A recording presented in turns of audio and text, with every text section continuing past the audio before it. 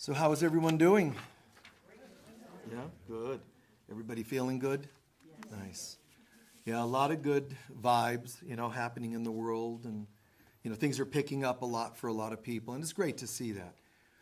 It's really important also for us to check in and make sure that even when things were a little more chaotic, and they'll tend to be chaos in a chaotic world. This is a world of a fallen world, so to speak, one that tries to hide from divinity. The world likes to perpetuate, and the people here like to perpetuate seeing from such a dense level, a material level. So our ego convinces us to be material instead of divine.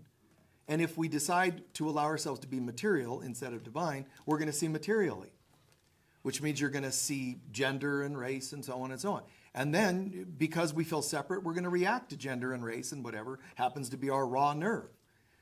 And there are things that are programmed within our soul. They're programmed within childhood and family, and religion and all this programming. It's such a strange thing.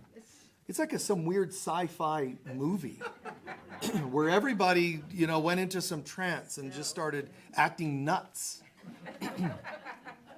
There was a Star Trek episode, you might remember that one, where during the night, people would go completely crazy and just totally break all rules and laws and whatever. During the day, everybody would walk around, greetings, greetings. It's much like that, except it's 24/7 instead of just at night. If it was just at night, you could just stay home. But even that, the way humans are, they'd be like, I wonder what's happening outside. It's not safe, don't go. I've got it, I just got to check it out. And then they go and get caught up in it. So the acting out ends up putting this trance to another level of trance, because the one trance that I forget who I am gets me acting out. But another trance is put over us by our ego when we realize we acted out and now feel guilty about it and ashamed about it. Not only what I've done to others, but what others have done to me. Both just add these layers of separation. And, there's this concept, the opposite, stillness. We should check in and say, during a crisis, how did I handle it? Not to measure and guilt ourselves, but simply to learn from it. How did I handle, like last year, a lot of people going nuts. We never stopped services. I'm very proud of us for doing that. And not in a prideful way, I'm just grateful. We still had our services and we still did our thing. Never did we sit in mourning. We were like, yeah, hey, same great, material every week. Our sacred readings, the talks, meditations, music, and so on. Just good stuff. And globally, some of our people are telling us, they were in major lockdowns in some countries, and they were sitting here watching us because it was feeding their soul. It's just beautiful. So this concept of when they say, stay in your center and so forth, it's really hard to stay in your center when you don't know you have one, So we have to learn to find that place. Now, you can try to find it on your own. You can do incessant meditation. You can meditate for lifetimes till you find it. But you can also just ask God to help you find it. It's actually a much shorter route. If I did know the silence of God, I wonder what it would feel like. And then just imagine. And it'll start downloading. Imagine's the highest faculty in terms of thought process. Not intellect, but imagination. So to be able to go, instead of silence, silence, silence, silence, just, I wonder what silence would feel like.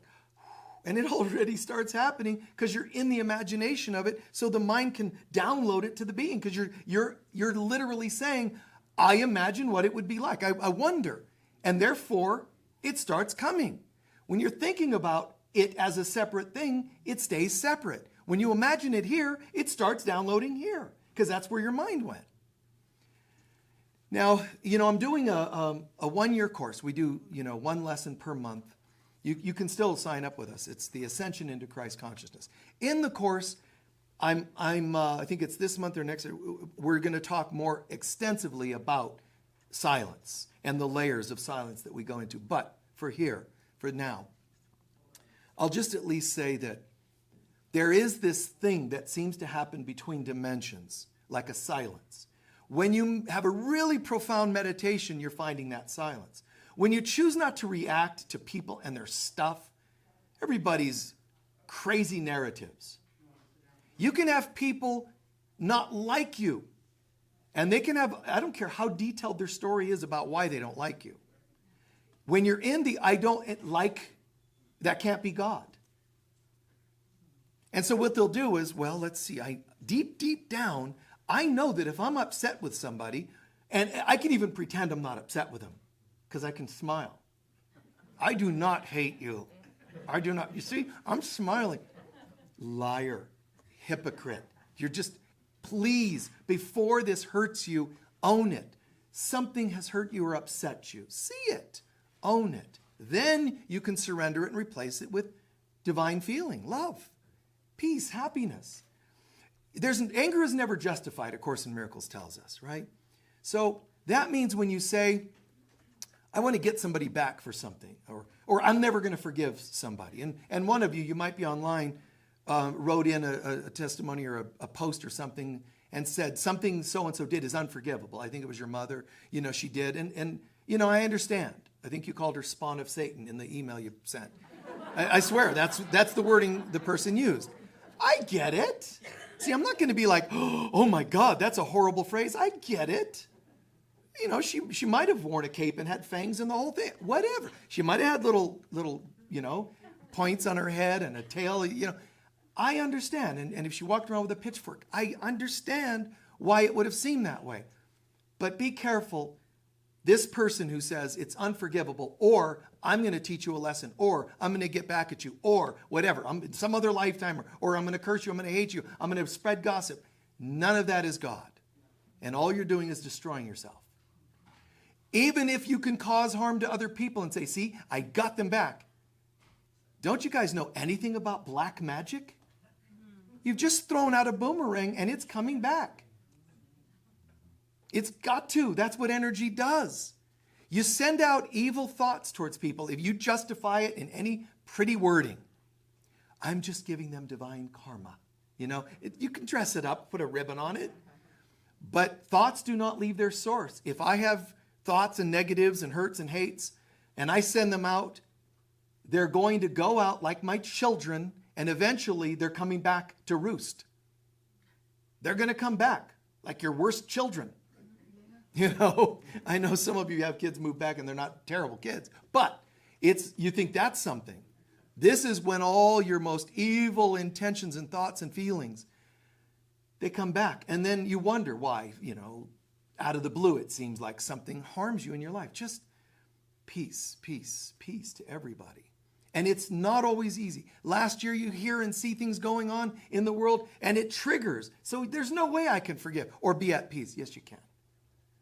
I have had moments where, let's say I go to a dentist, pretend, and the dentist, let's say, forgot to do something. Like Novocaine. And now you're in pain, you're hurting, and it can bring stuff up.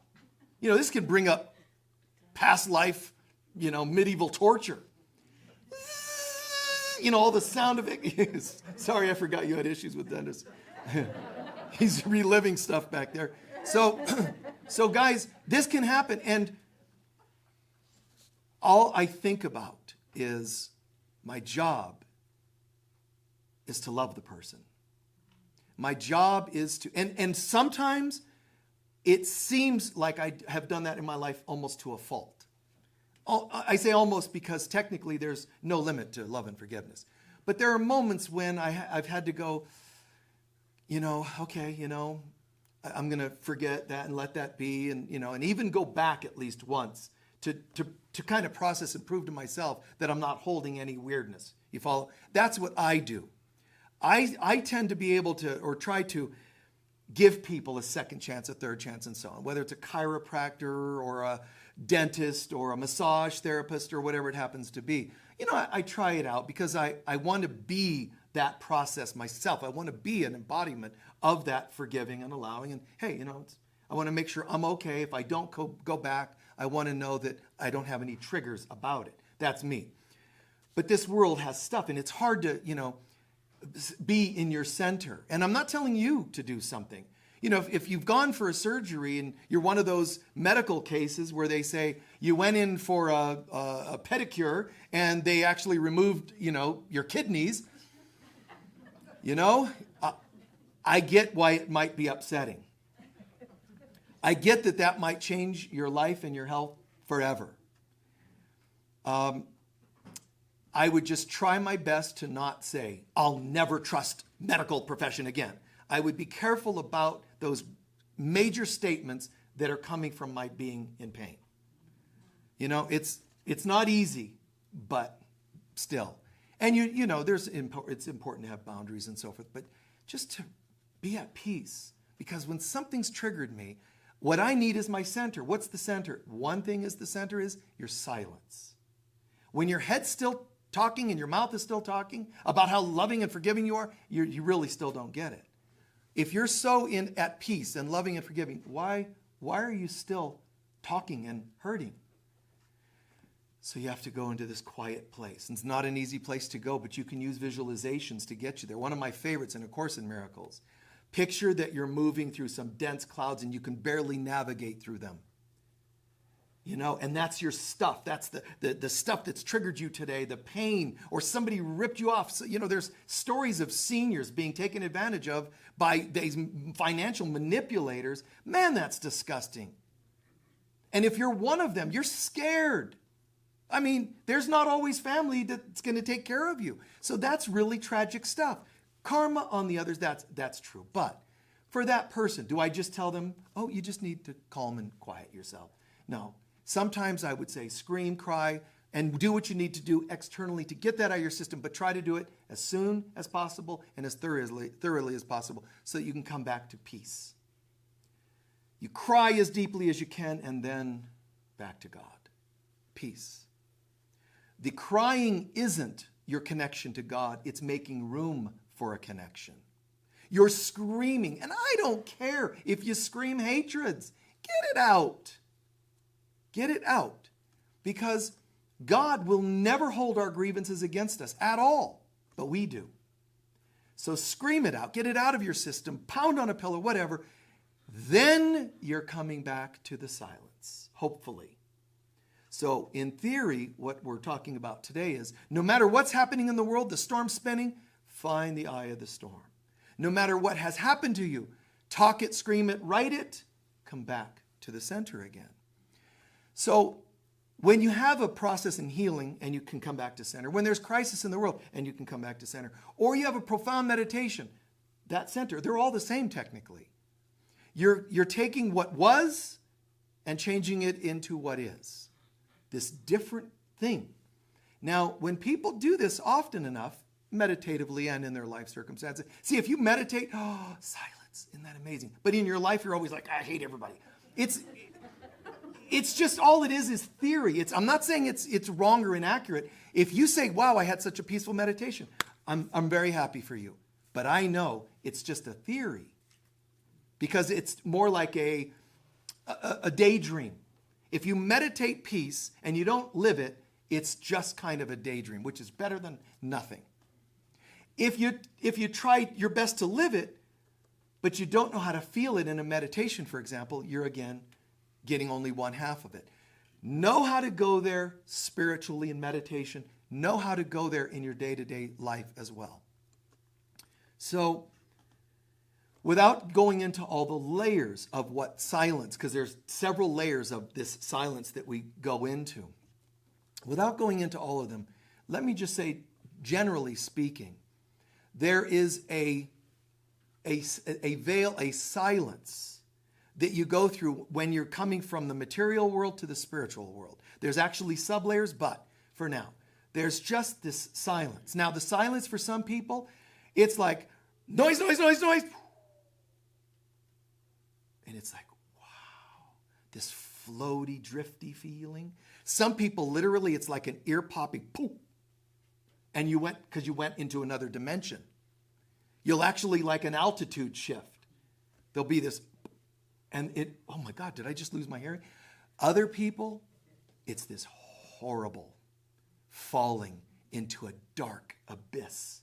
And they use words like, Michael, it was like a feeling of annihilation. And I'm like, God, that's so cool. They're like, what do you mean it's cool? Annihilation. Do you think God was feeling annihilated? It was your ego going, no, I'm being annihilated. You should be like, yes, yes.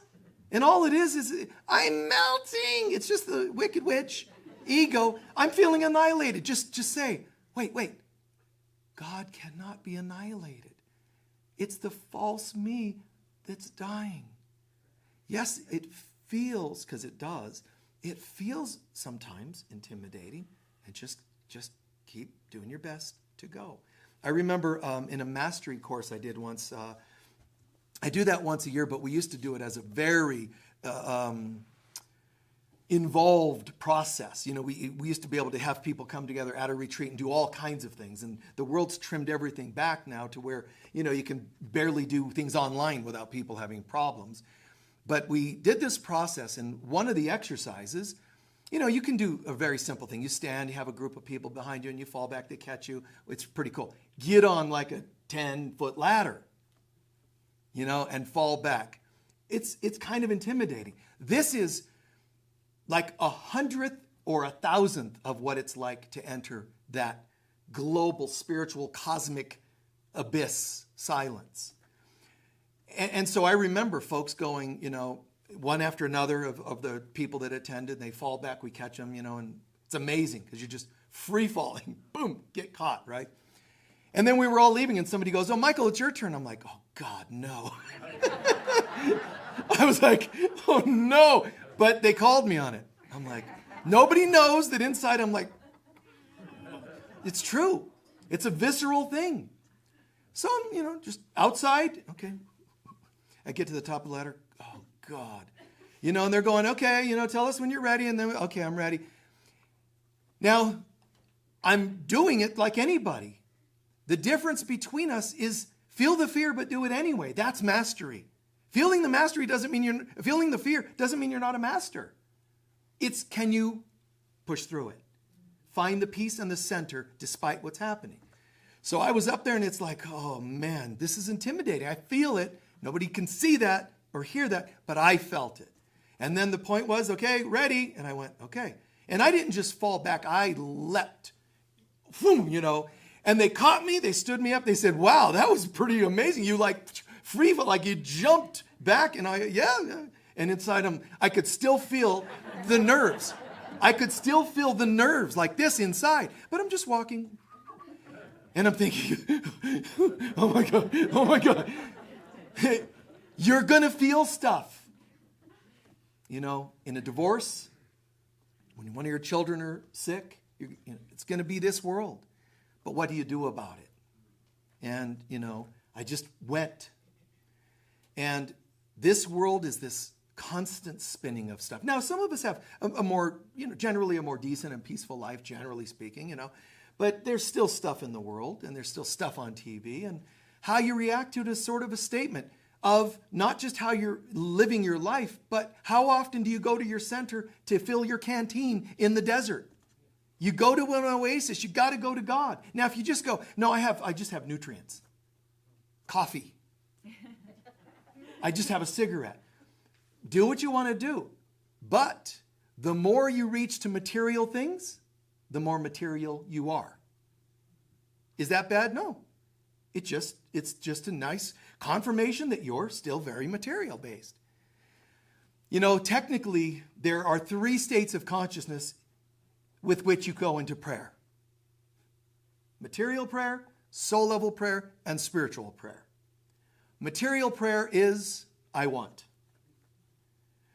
It could be, I want, you know, like even emotionally what I want. It could be, you know, car, raise at work, money, I want. And it can even be, I want my soulmate. But what's interesting is, what you just said you wanted is a singled out person. Where's that perfect singled out person? Now, when you single someone out, you have a separate person. As soon as you single them out and put them on a platform, my soulmate, you know what you have? A separate person. Separate from yourself and separate from everybody else that you don't like. They're so worshipable. This is wonderful. Just stay there. Don't move. Don't age. Don't change. Don't just stay like that. You know, and they're going to do something and, oh, get off the platform. I got to get another soulmate now. So you can pray, but that's still material. And if I'm praying for a material perfect partner, they're a separate person, which means I'm in my separated mind. Now, when I go to soul level prayer, things change. When I go to soul level, I start praying for divine feelings rather than things. And even if I were to pray for a soulmate from a soul level, it's different. It's, I love everyone. Everyone are my soulmates. Because in soul, we're all one. So I'm actually getting closer to home when I tune into proper soul level prayer. It doesn't mean you don't single someone out to live with or partner with, one or two people to date or whatever you want to do. But it doesn't have the specialness involved with separation and material level prayer. It's more like, wow, I'm just starting to feel love for everyone. And I think that a lot of people that go through that, they go through a phase of not knowing how to be romantic with anybody because you feel like you've gotten away from the individuals. So it's like, well, as soon as I started loving everyone, I don't know how to single somebody out. That's just a phase. Hang in there with it. There's nothing wrong with you. It's very right. But it doesn't mean we all have to stay celibate and single and whatever. That's going to be the ego going, oh, you wanted soul level prayer, huh? You wanted soul level living. Fine. Now you won't have anybody keep you warm at night. You wanted a soul's purpose job, and now you're jobless. So great. Now you don't have anybody keep you warm at night, and you sleep outside because you don't have a house. Now you really need somebody to keep you warm. Listen, I think I hear coyotes, you know. And that's the pit you're going to get in. Stop and do what you just did. Laugh. Laugh and recognize God does not punish me. God does not say, if you want a soul mate, you have to go through hell to find it. If you want a soul's purpose, you have to go through hell. This is just our little stuff.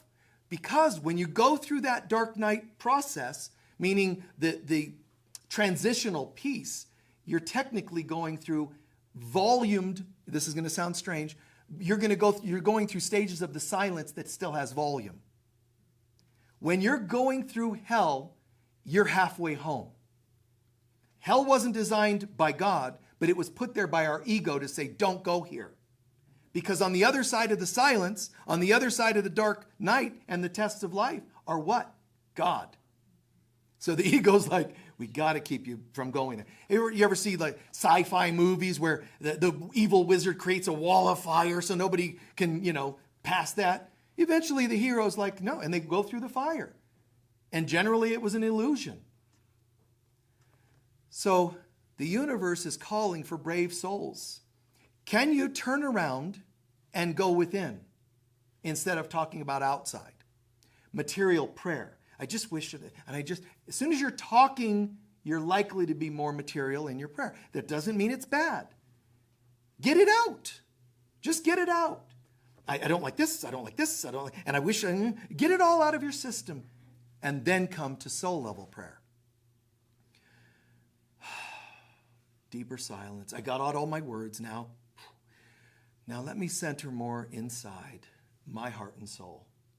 When I'm doing outer prayer, I'm out in a world that doesn't exist. So all I am is a crazy hologram.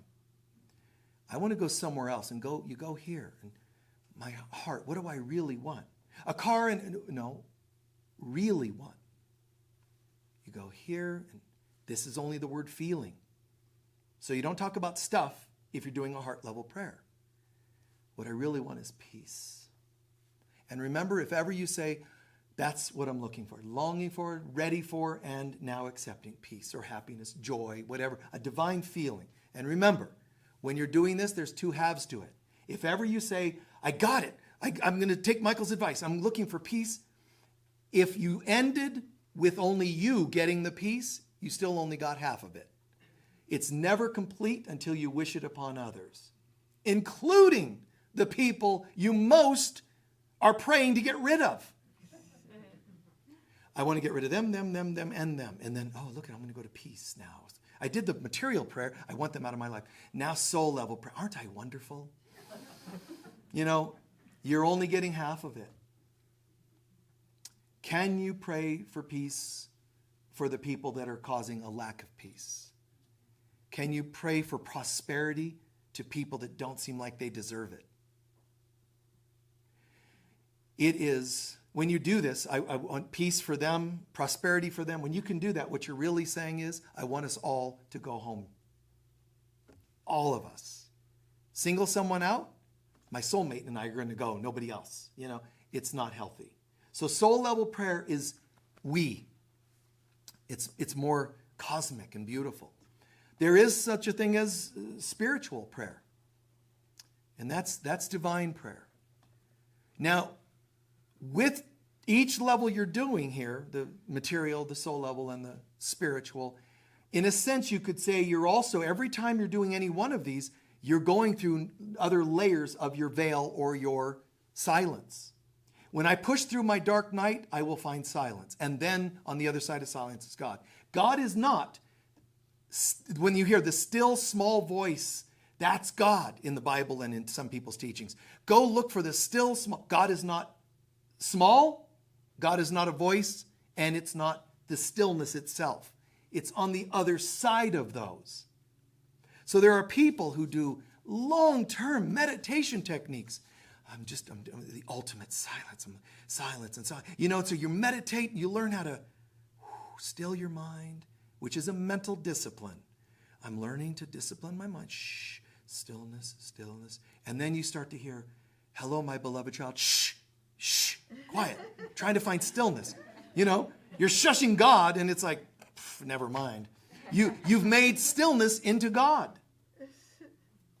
Guys, stillness is where you'll start to hear the voice of God. The stillness and the small voice isn't God per se, but going through the torment, the mental, the distraction, the monkey mind, as it's called in Buddhism, the manic mind. Don't judge yourself for having it. Burn it off. Yeah, but I have all kinds of concerns. Fine. Burn them up. Talk about them. Think about them. Write them down. Do something to disperse them. And sometimes just say, that's enough. Be still and know the I am presence of God. So being still is just to learn, to discern between the voices of the ego versus the voices of God, or the voice of God. And you say no to this one at some point. Hold the mind still for a bit if you can. Simplest way, I am relaxed. Using your own words as a mantra to get your mind only on one thing. After enough repetitions, a dozen or 2 dozen or whatever, then you can stop saying the words and try to just keep the feeling. Relaxed. Nothing else. Stillness. When you have the stillness for a moment, it's beautiful. Then you can say, the canvas is back on which you can paint yourself, God, in my being. And you allow that to start to download. And for me, that could be like, you forgot to get milk for groceries. Here's a talk to do today. It can unravel the secrets of the universe, and it could be, you left the clothes in the dryer. Understand, it's not about sublime, it's about our life manifesting peace. And if you forget the clothes in the dryer and they all wrinkle, that's not necessarily perfect peace. It's okay that you receive a raise or an insight of something you're going to develop.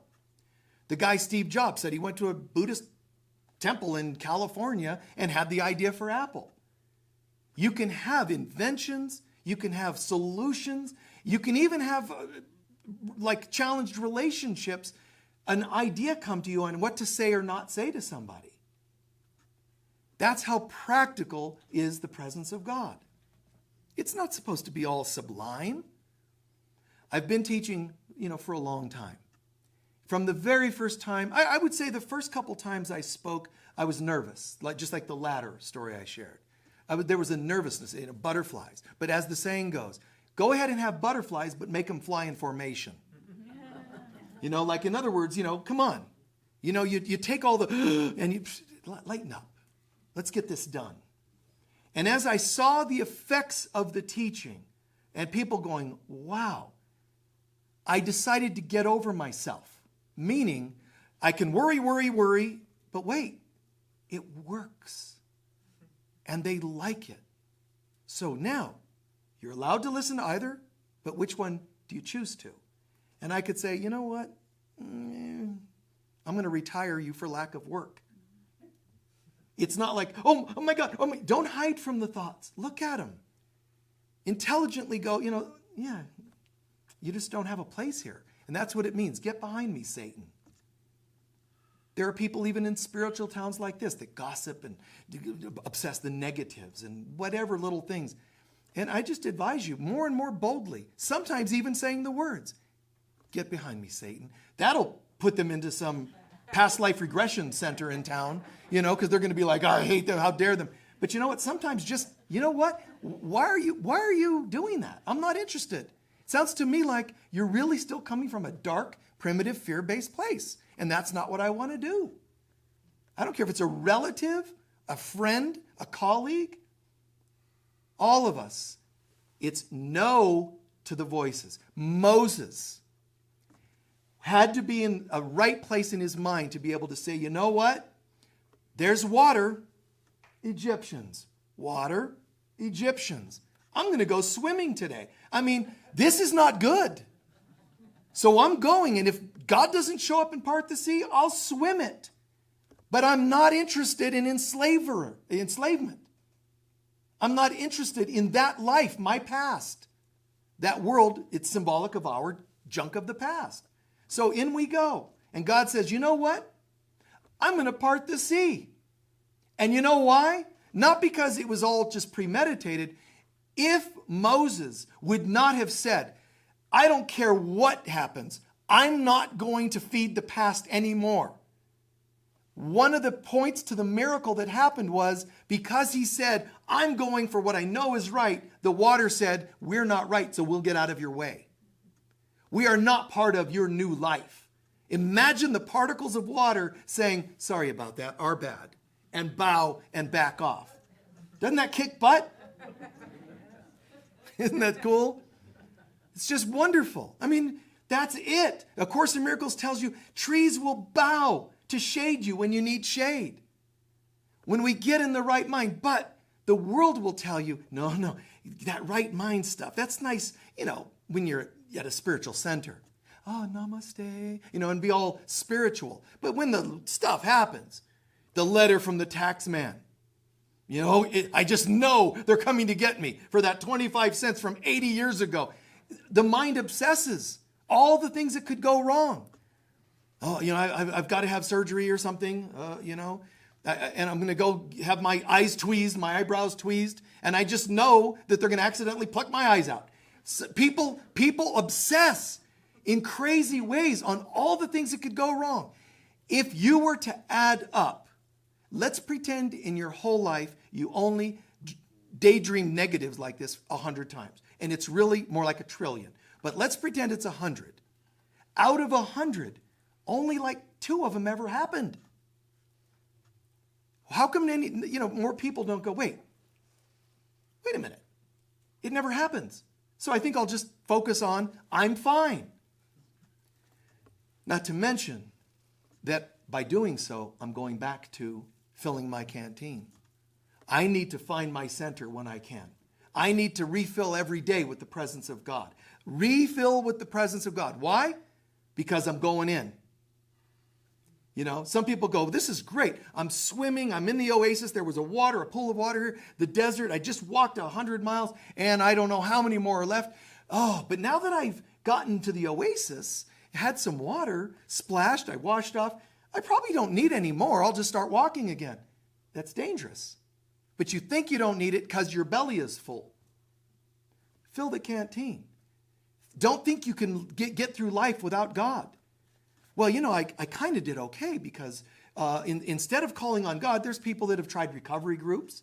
And they just go, well, the whole God piece, and there's too much of that God in recovery groups, because I don't really believe in that. I could just stop drinking.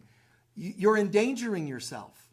Even if you could make yourself not drink, whatever made you originally drink is still there. All you did was a behavioral modification. Even if you're in the program and doing it right, you're going to be tempted to go to other addictions.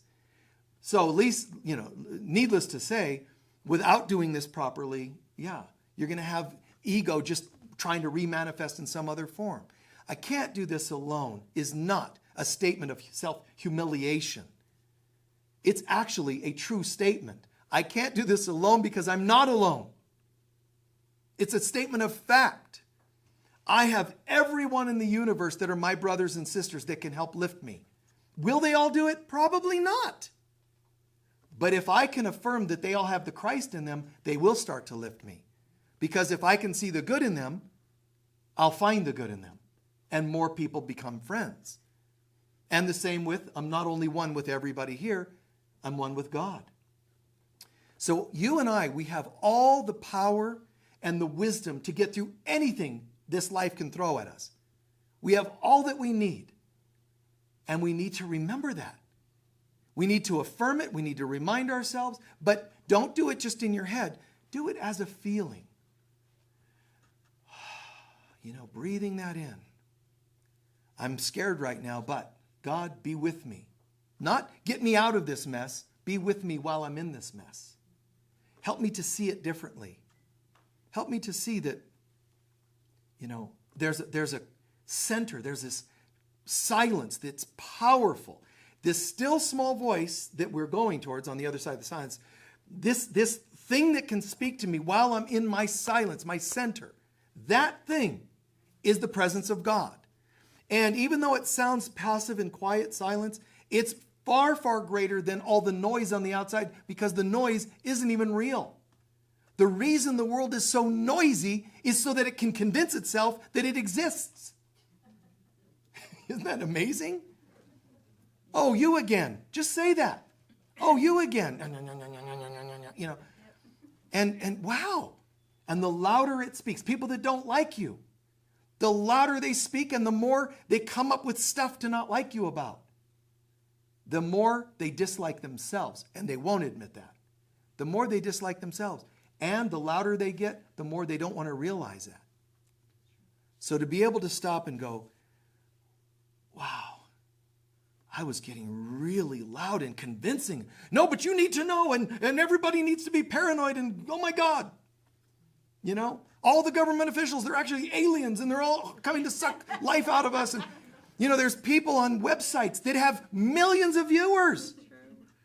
Why millions? Because people are so afraid they need that much convincing that what they know deep inside, that this is all wrong. Something's wrong with this world. They have to get louder and more plentiful so they can keep the illusion alive. So when I find my center, I'm going against the grain of a sick world. And that's why for some people the silence will feel like oblivion. Because that's how entrenched the ego with its tentacles was, that it's screaming, I'm dying. And it makes you think that you're it, so you think you're dying. You will have dreams. You'll have meditative experiences, sometimes just spontaneous experiences where you meet the silence and it seems like a negative experience. Just call on the presence of Christ. And you also have the right to do this. Stop and come back out of your meditation. Don't force yourself to do more than you can handle. Now, what's going to happen is a day later, a month later, you're going to share it with somebody and they're going to go, wow, that was the sign. You're going to go, but I was afraid and I should have stayed there and now I go, silence, and it won't come back. Don't be judging yourself. God was very happy, believe it or not, when you said, I can't do it. I remember one time I was doing this many years ago and I had this real major experience with the silence. And one of the sensations I got was like a suffocation. Okay? Now, I didn't go eternally in, because you're not going to go eternally in. You're going to go a bit in or a bit more, but that's as far as you'll know. You're never going to get all the way into the silence and still be here. So you're going to just go as far as you're going to go. So you're not doing anything wrong by saying, that's enough for right now. God wants you to be comfortable and happy and feel safe.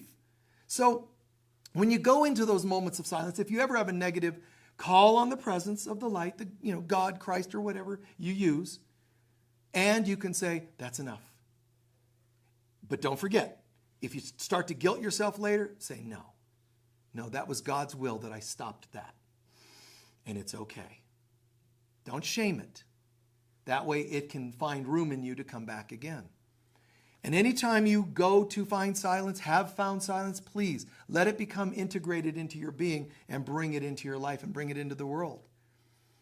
You're going to find that during times of crisis, you're probably, one of the symptoms is you're not going to talk as much. You're going to go inside a bit more. It doesn't mean talking is bad or wrong. It just means there's a part of you that's getting internalized and kind of processing and looking at this at a deeper level instead of, just on a shallow level. So the silence when Jesus, Buddha, other masters, male, female, black, white, all around the world, throughout history, great mystics throughout history, every continent have talked about this thing, this silence. It's amazing that more people haven't made it a quest or a part of their lifestyle because they got caught and hypnotized by the busy world, so they became busy-minded. So we call them mystics, the people that go towards the silence.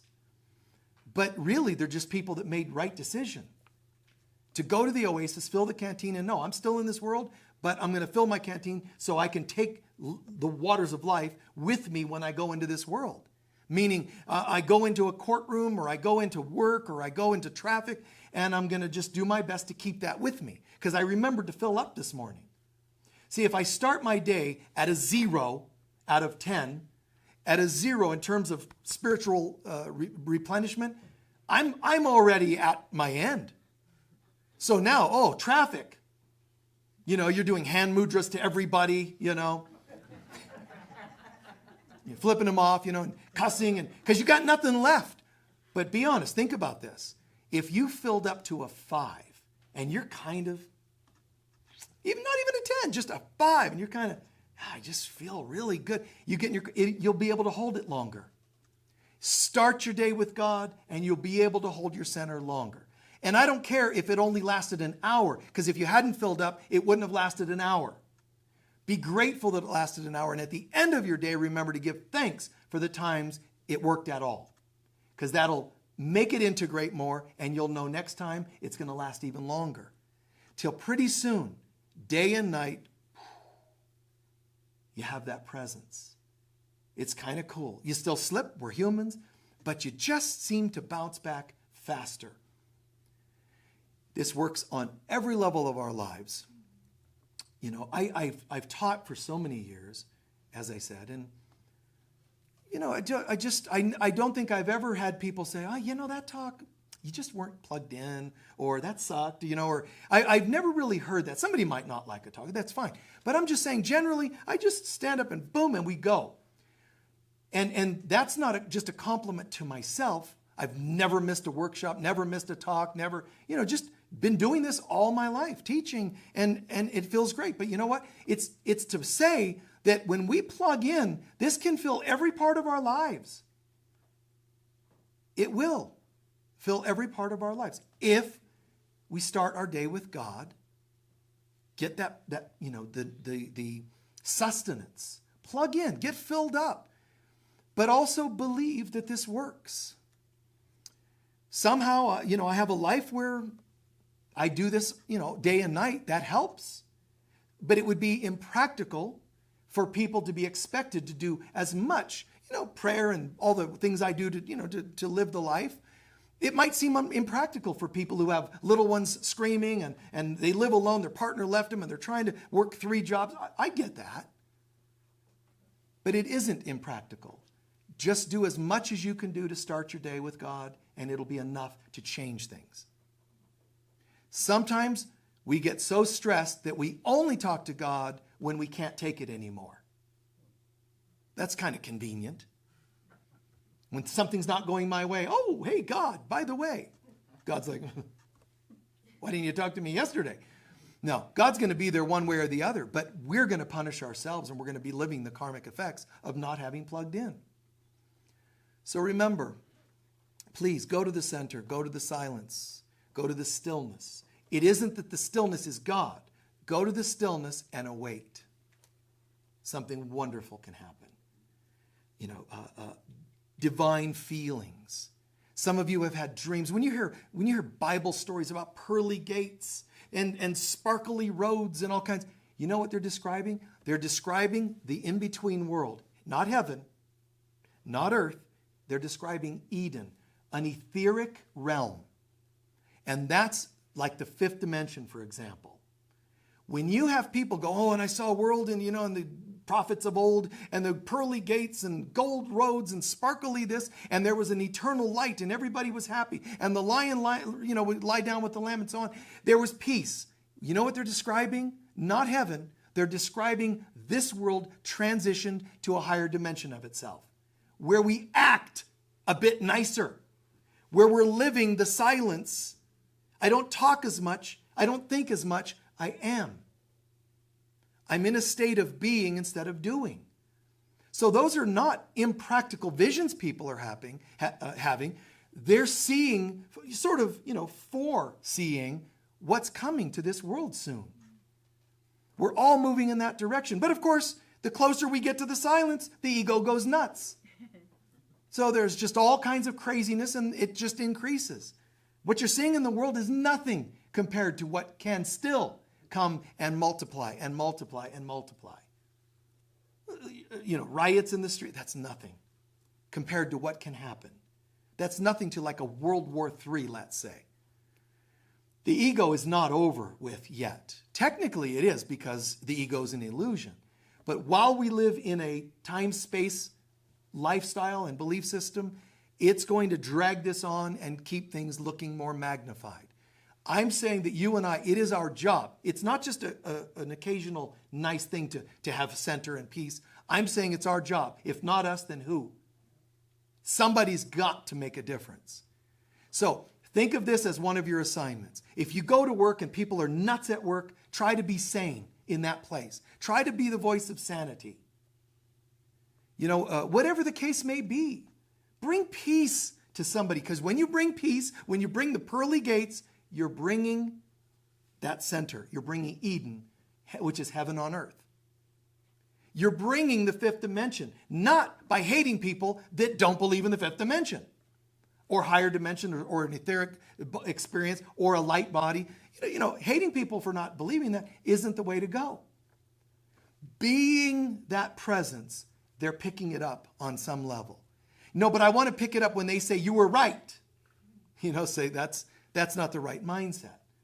You don't need them to tell you you're right. Be right. Be the rightness. Be the righteousness. Be the right consciousness. When people are mourning losses, don't tell them they're wrong for mourning. Don't start giving them speeches about life after death.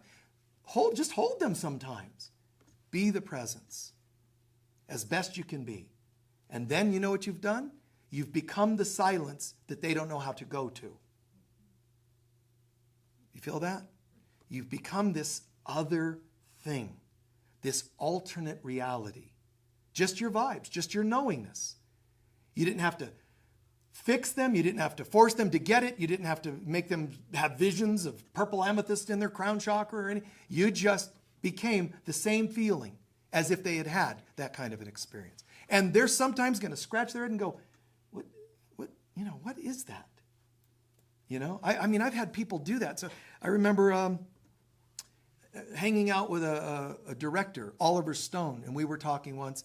And it was the funniest thing because we were parting ways. We'll see you later, see you later. He goes, there's something about you. And I'm like, really? Okay, see you later. No. There's something about you. And he was like stumped. You know what I mean? He was sitting there just like, puzzled. And, and inside I'm like, isn't this fun? But outside I'm like, really? I don't know. I didn't say, well, I'm into spiritual mysticism. No speeches, no nothing. Just really, I don't. I don't know. I think I'm wearing deodorant and everything. I think we're okay. I can make light of it because you can do that. Be the presence. Let people just feel, they're going to scratch their head and think. But what's most important is you gave them seeds of an alternative reality. Let's please take a few centering breaths.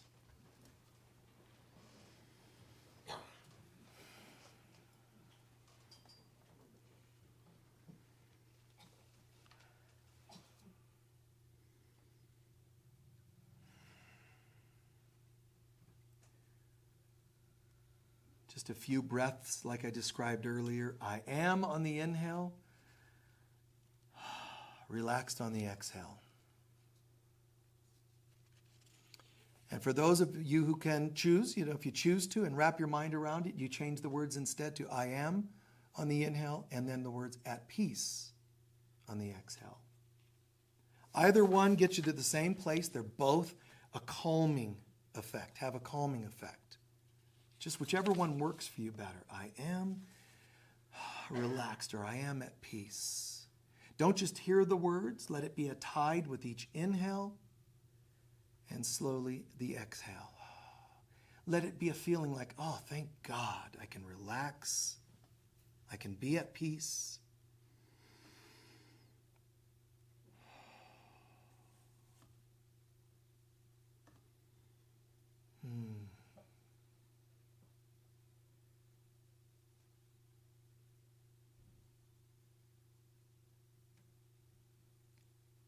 And a brief exercise of what we covered today. Think about, for just 30 seconds, the kinds of things materially you would like to pray for. It's totally fine, totally right to pray for them. Materially, if you're in your material human self, what would you like to see? It could be your personal life, relationships, stuff on the news, as long as it's external. People, events.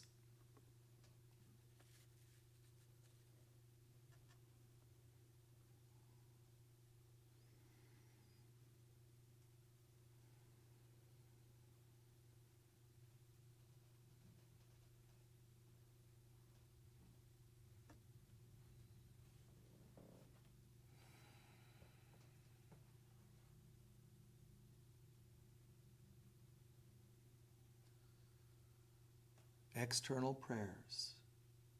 Now, the most external prayers can achieve, you could get stuff, but how much of an effect does it have internally? You might feel a little better having stated some things externally.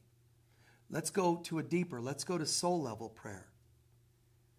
And on the soul level, imagine having divine feelings that you would have had if you did get what you wanted materially. I would be happier. I'd be more relaxed. I would have more confidence. Then breathe in the feeling of confidence. Instead of naming 20 things materially, try to name just a few feelings, 4 or 5 even, that you would have if you had all those things you wanted.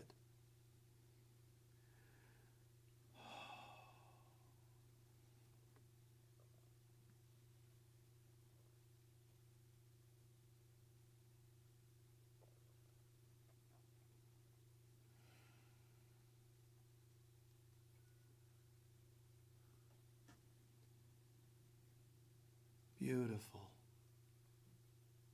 And then to a level of spiritual prayer. Now, this is even fewer, maybe just 1 or 2 words. There's nothing to ask for. We are. We are what? Total peace, oneness, abundance, just a word or 2.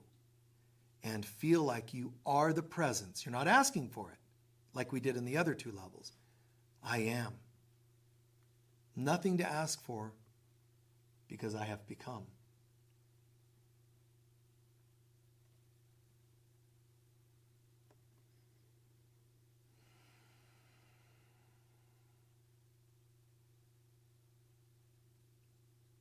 This is what it means. Seek first the consciousness of God. Seek first the kingdom of heaven. Oh my goodness, I'm there. Now imagine if you totally have that state of consciousness. First of all, how does it feel? Like integrate it, soak it in. Imagine that you're totally the embodiment of that feeling. You're the god or goddess of that feeling. Total presence.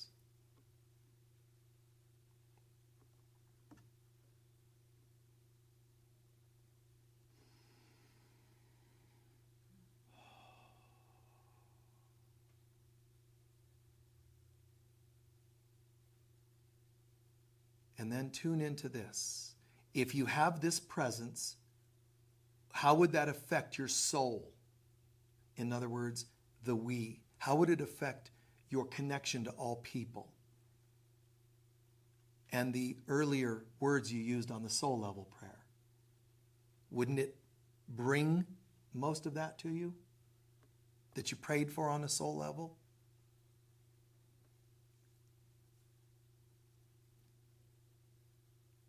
What about the material prayers? If I'm the embodiment of love, oneness, abundance, can I not just imagine even slightly that that would download and give me everything I could possibly need materially? I could walk on water, materialize gold out of thin air because I'm one with God. You could wave a hand and a disease is gone. Where you used to pray for it to be fixed.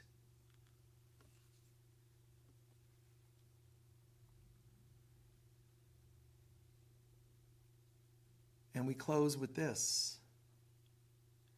Which is easier?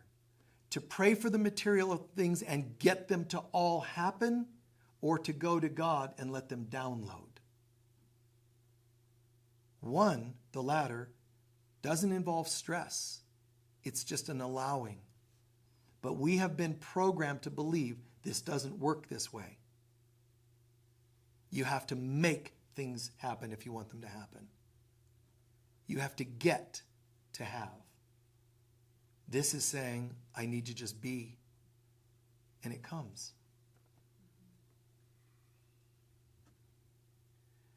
Do your own version of integrating for the last few seconds of wow or whatever you're feeling or seeing, and then quietly give thanks and stretch out.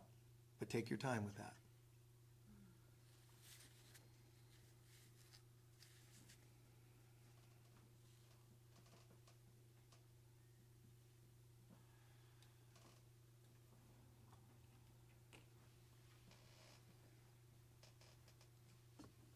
Take your time with it.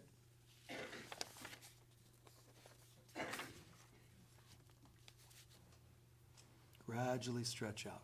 Feel like you take it with you, though.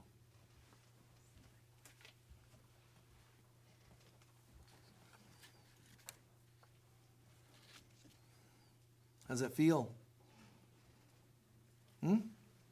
Good? It all makes sense? Great. Yeah, there's levels of this silence that I'm talking about. But we can generalize and simplify it for now and just say, go to a silence. There's going to be a silence after every dark night because you push through the dark night. Here comes the opposite, stillness and silence. And then after that, the silence is filled with the voice of God. So thank you all. Thank you very much. And God bless you for joining us online. Please stand for our closing prayer.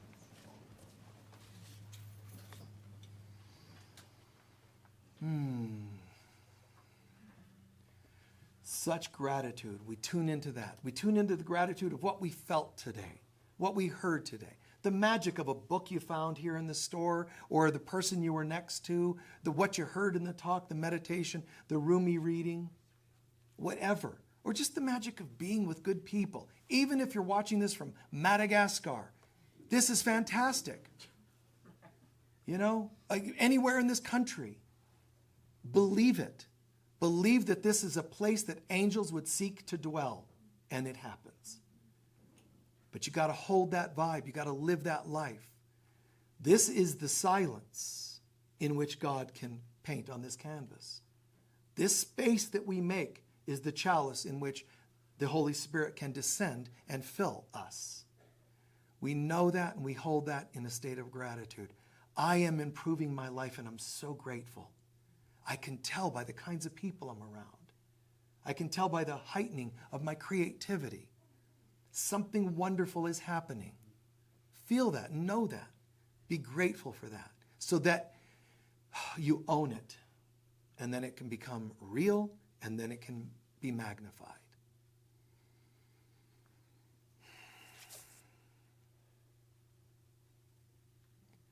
The light of God surrounds us. We are the light of God. The love of God enfolds us. We are the love of God. The power of God protects us. We are the power of God. And the presence of God watches over us. We are the presence of God. Wherever we go, God is, I am, we are, and so it is. Now we choose to go and live that. Agreed? All right. God bless. We'll see you all soon.